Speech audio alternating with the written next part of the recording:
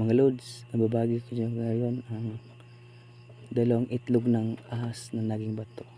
Ito talaga mga lods, mga mutya ito mga lods. Ito mga lods, nakuha ko to kanina mga lods.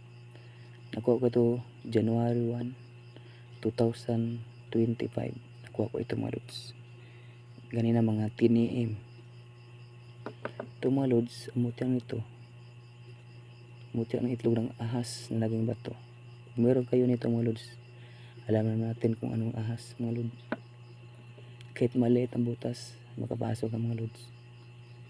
Kaya ito malakas talaga ito mga lods. Ito. Napulot ko ito. January 1, 2025. 10 AM. Ito mga lods. Pero ito isa mga lods. Matagal ito sa akin. Itlog ng ahas na naging bato. Kaya karon ngayon, ibahagi ko sa inyo ito. Kasi nakita ko ito kanina. Kaya ibahagi ko kay i-replace na kita ngayon. Kaya ibahagi ko ang dalawang itlog ng ahas na naging bato. Mga lods, mamaya pagkatapos ng ilaw natin, tingnan natin dalawa ito kung talagang tagusa ba ang dalawang ito. Tingnan natin ang mga ito.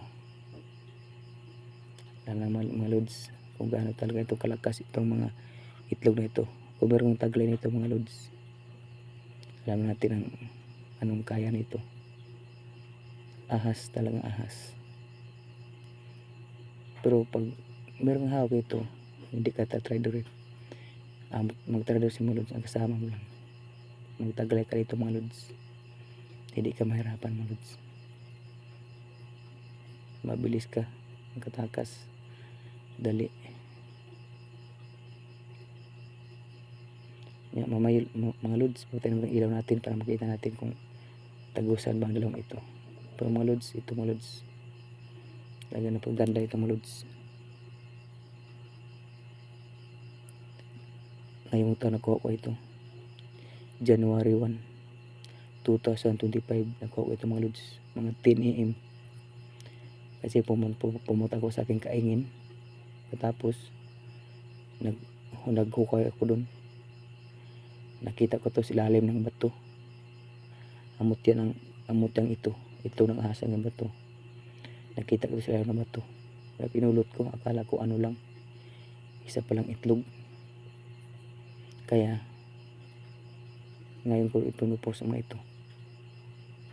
Sige na mga lods, patay ko ng ilaw para makita natin kung tagusa bang mga ito. Mutya, itlog ng ahas na naging bato. Subukan natin kung tagusan ba ito, ang dalawang ito. Mga lods, patayin natin ilaw para makita natin ang dalawang ito kung tagusan ba.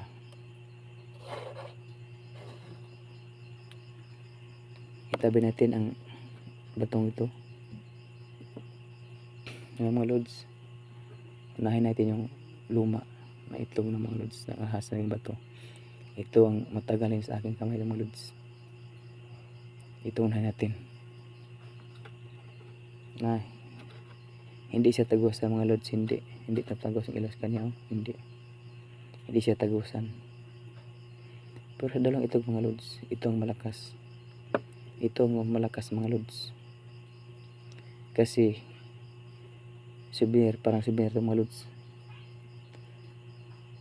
Year of the Snake, January 1, 2025.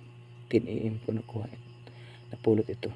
Pagkukay ko, nakita ko sa ilalim ng bato, na malaking bato. Sige mga lods, testingin mo natin ito.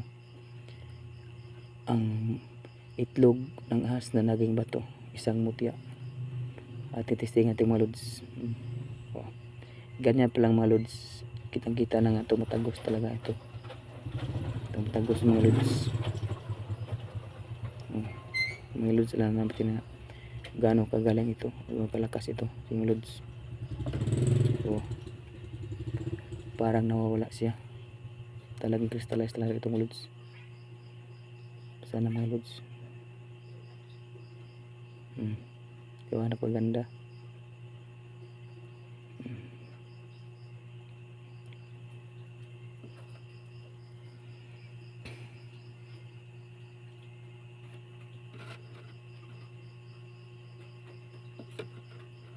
Sige mga lods, sana manood kayo palagi sa aking mga i-upload ng mga mutya.